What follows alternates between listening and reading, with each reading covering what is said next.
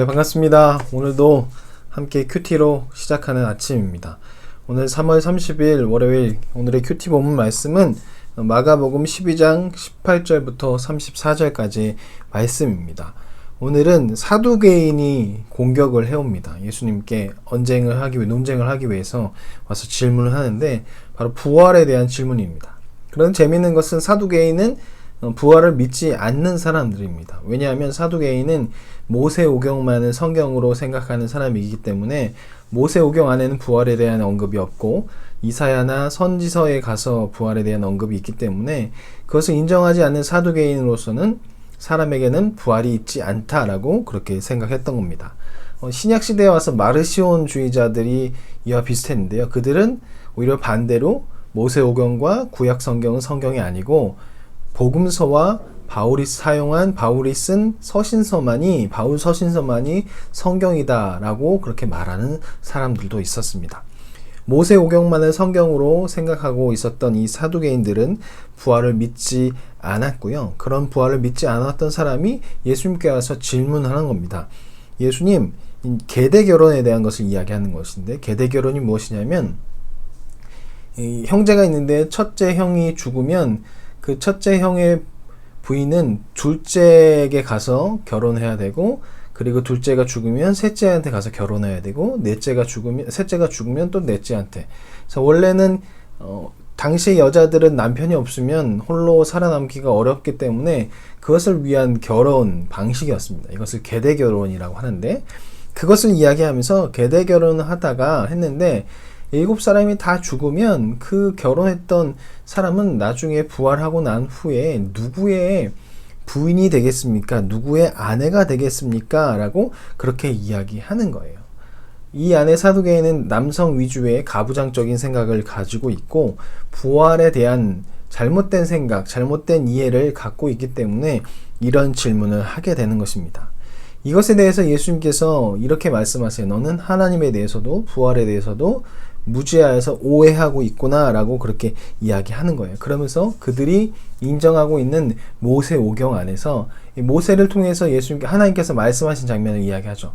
모세가 처음에 떨기나무에서 하나님께 부름을 받을 때 하나님께서 이렇게 말씀하시잖아요. 나는 아브라함의 하나님, 이삭의 하나님, 야곱의 하나님이다 라고 그렇게 말씀하시잖아요. 예수님께서도 그 부분을 이야기하시면서 너희도 듣지 않냐? 너희도 알지 않냐? 모세에게 나타나서 하나님께서 아브라함과 이삭과 야곱의 하나님을 말씀하셨는데 그 죽은 사람이 부활하지 않았다면 하나님께서 어떻게 그런 이야기를 하시겠냐라고 이야기하시면서 부활은 너희가 생각하는 것과 다르다라고 얘기해요. 왜냐하면 이 사람들은 부활에 대해서 쭉 연장선이라고 생각했던 거예요. 죽음 이후에 만약 부활이 있다면 그것은 지금의 삶과 똑같이 고통도 있고 똑같은 삶, 마치 다른 종교에서 말하는 환생과도 같은 그런 생각으로 하고 있는 것이었죠. 하지만 예수님께서 말씀하시는 거예요. 너희가 무지로 인해서 잘못 이해하고 오해하고 있구나. 새로운 세상, 부활은 그런 것이 아니다. 부활은 생식도 필요 없고 결혼도 필요 없고 출산도 필요 없는 그런 세상이다. 지금 우리가 살아가고 있는 그런 세상과는 완전히 다른 새로운 세상이 바로 부활이다라는 것을 알려주고 있는 것이죠. 우리는 하나님의 나라를 기대해야 할 것입니다. 그곳은 오늘날 우리가 살고 있는 것과는 많이 다른 곳이 될 것입니다. 물론 우리도 지금 이곳에서 하나님 나라를 경험할 수 있지만 우리가 장차 예수 그리스도 다시 오시고 난 후에 경험하게 될 그 부활의 그 나라는 오늘날 우리가 살고 있는 나라와 세상과 많이 다를 것입니다. 늘 하나님과 함께하고 하나님 얼굴을 맞대하면서 예수님과 함께 보내는 것, 늘 우리의 마음에 은혜가 충만한 곳이 하나님 나라이니 우리는 그것을 기대하면서 살아가야 할 것입니다. 그리고 다음에 서기관이 찾아와서 예수님과 대화를 하게 되는데요. 이 서기관이 찾아와서 이렇게 물어봐요.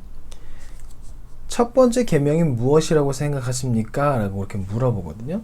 아마도 그 이유는 서기관들이 보았을 때, 바리새인들이 보았을 때 예수님의 그 행동이 너무나 혁진적으로 보이는 거예요. 보았을 때 문제가 될 만한 부분이 여러 가지 있지만 또 틀리지 않은 부분도 여러 가지 있으니까 서기관 중에서 좀 깨어있는 사람은 예수님에 대해서 이제 진짜 무엇인지 좀 알고 싶었던 것이죠. 그래서 가서 물어보는 거예요. 예수님, 첫 번째 계명이 뭐라고 생각하십니까? 그때 예수님께서 말씀하시죠. 첫 번째 계명은 유일하신 주 하나님을 사랑하는 거고, 두 번째는 이웃을 내 몸과 같이 사랑하는 것이다 라고 그렇게 이야기해요. 그때 이 서기관이 당신의 말이 맞습니다 라고 그렇게 이야기하면서 거기에 무엇을 이야기하냐면 하나님을 사랑하고 이웃을 사랑하는 것이 재물을 바치는 것보다 더 우선시 되어야 합니다 라고 그렇게 이야기해요. 그 이야기를 듣고 예수님께서 네 말이 맞다. 너는 잘 이해하고 있구나. 너는 하나님 나라가 가까이 왔다. 멀지 않았다 라고 그렇게 이야기합니다. 우리도 하나님을 사랑하고 이웃을 사랑하는 것이 우리의 첫 번째, 두 번째 계명이 되어야 할 것입니다. 그리고 서기관이 이야기했던 것처럼 재물을 드리는 것보다 하나님을 사랑하는 것, 그리고 이웃을 사랑하는 것이 더 먼저 되어야 할 것입니다. 어느샌가 우리 안에 들어와 있는 여러 가지 율법적인 생각들, 율법적인 행동들이 있습니다. 그런 것을 지키려고 하다가 하나님을 사랑하고 이웃을 사랑하는 것을 뒤로 한 채 지키는 것에 연연할 때가 참 많이 있는 것 같은데요. 우리 삶에 그런 것보다 사랑하는 것, 예물을 바치는 것, 어떤 율법적인 행동보다 우리 안에 하나님을 사랑하고 이웃을 사랑하는 것이 더 먼저 있는지 그것을 생각해 봐야 할 것입니다.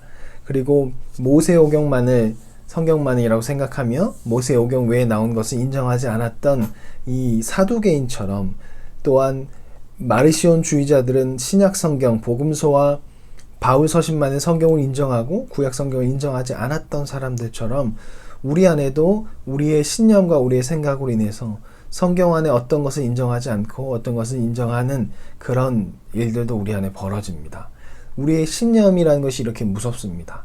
우리 안에 신념이 제대로 잡혀 있는지 생각해보고 바른 신념을 갖고 성경을 바르게 읽고 바르게 이해하고 행동하는 우리가 되어야 할 것입니다. 오늘 하루도 예수님의 말씀을 잘 기억하고 하나님 나라를 기대하면서 하나님을 사랑하고 이웃을 사랑하고 율법적인 행동과 율법적인 생각이 사랑하는 것보다 앞서지 않는 그런 오늘 하루가 되기를 예수님의 이름으로 간절히 소망합니다. 자, 그러면 내일 뵙겠습니다. 안녕히 계세요.